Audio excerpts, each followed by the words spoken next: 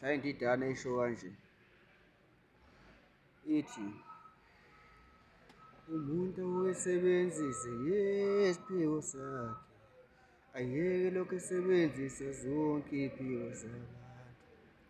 Umuntu awuke isiphiwo sakhe ayeke lokhu etatazela nazo zonke iy'phiwo zabantu.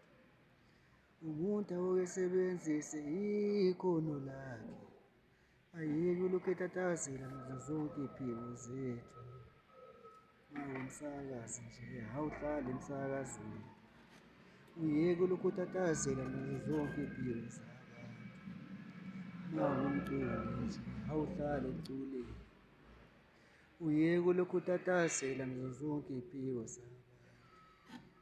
Uma umbulali nje awuhlale ekubulaleni awuyeke ulokhu utatazela nazo zonke iy'phiwo zethu. Umuntu awuke esebenzise isiphiwo sakhe ayeke alokhu esebenzisa zonke iy'phiwo zabantu. Uma uwumsakazi hlala ekusakazeni.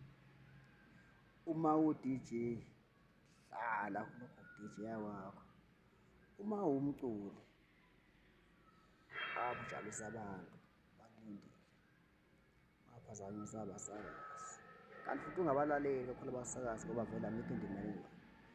Umuntu awesebenzise isiphiwo sakhe ayeke lokhu etatazela nazo zonke iy'phiwo zabantu.